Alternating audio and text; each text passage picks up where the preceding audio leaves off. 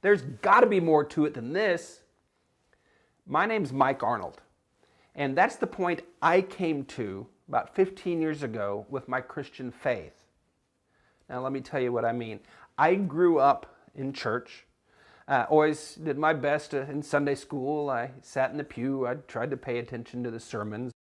As I got older, I participated in committees and various ministries and other activities of the church. And, I did my best. I also tried to live according to the way God says to. I always believed the Bible.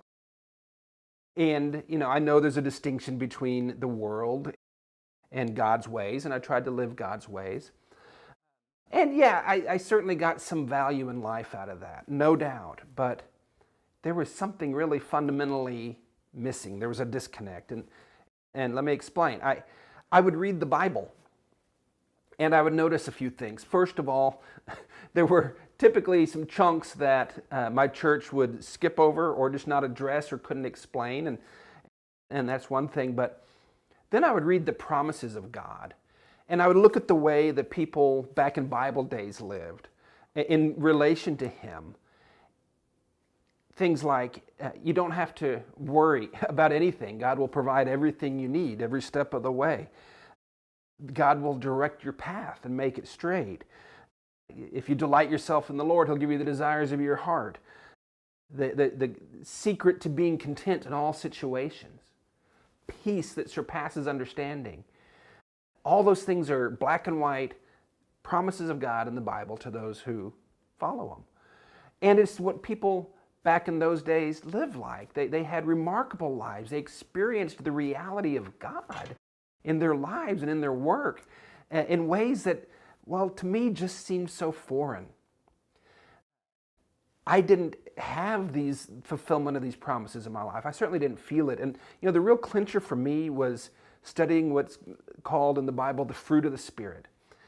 And the Bible says when we follow Jesus that we have the Spirit in us, and that Spirit brings forth love, joy, peace, patience, gentleness, kindness, all these wonderful characteristics that sounded so great to me, but seemed so far away.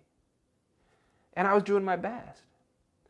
And I came to this realization that there's got to be something missing here. Either I'm not good enough, but then the Bible says that I don't have to be, that Jesus made me good enough. And so that couldn't be it. And so there was really just one other option, that this stuff isn't true. Maybe God isn't real. Maybe this is all made up, like the atheists say and the world says. Maybe He can't keep His promises anymore. He's weak or powerless. And you know what? I couldn't go there either, because I had experienced God in some ways. I knew that His ways were better than the world's ways. I had tasted and seen that the Lord was good. So I knew He was real. And I knew that I didn't have to be good enough, that Jesus had paid the price. And so there was still this disconnect. And I realized there's got to be more to it than this. And it was that cry in my heart that led me on a journey, that God pulled me into His heart and changed my life forever. The fundamental thing that I realized was missing is this. The Bible says, without vision, people perish. And I had lost, never maybe even seen God's fundamental vision. Why did God create creation in the first place? What is my role here? Why did He create me? What's this all about, and how's it going to end? That stuff was never taught in my church or any church I've ever been to. And I found that big picture, it was like the picture on the puzzle box. And when God, over time, revealed that picture to me from the Bible, from His Word, from teaching, from very dear friends and brothers, when that puzzle box picture, that big picture emerged in my head, finally all those little pieces of teachings and religion and my life started to pop together in ways that are absolutely amazing, absolutely mind-blowing. And I have to tell you this because it is a passionate message that I deliver, and that is this: God is real, and His promises are true. And you can walk with Him and have a life with Him the way that the people in the early church and the Bible had. You can have all those things that He promises. There is more to it than what we're experiencing today. And it is my passion to help people discover that. And towards that end, God gave me a book to write. When I wrote it, I felt like I was taking dictation, honestly. And it's, gosh, I was writing it as a letter to a guy I knew, trying to explain to him, the Bible says, give a reason for our hope. And I thought it'd be a few pages. It ended up being almost 300 pages. Now, don't be afraid of that, because everybody tells me it's easy to read and understand, but it's also pretty deep.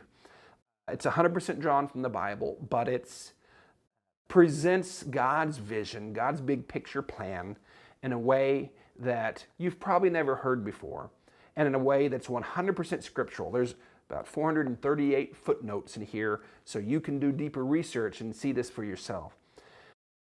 The subtitle, or the heading of the book, is this: God has so much more in store for us when we rediscover His master plan and our place in it. And my friend, God has so much more in store for you. I know He had so much more in store for me. When I rediscovered His master plan and my place in it, my life transformed. And I experienced peace that surpasses understanding. I have joy in all areas of my life. I have passion and purpose and energy. It's just amazing. I could go on and on. I've seen His miraculous power in my daily life, and I'm nobody special. You can too. You can too. You have so much more in store for you. Please, I ask you, at least get the free sample of my book that's offered here on this website, and take a taste of it. See if it's not something that tastes good and is fulfilling for you. If it is, I hope you'll get a copy of my book and read it, because it's the best way I know to relate to you what I've learned and how I've experienced this revolutionary transformation in my life. My friend, your best is yet to come.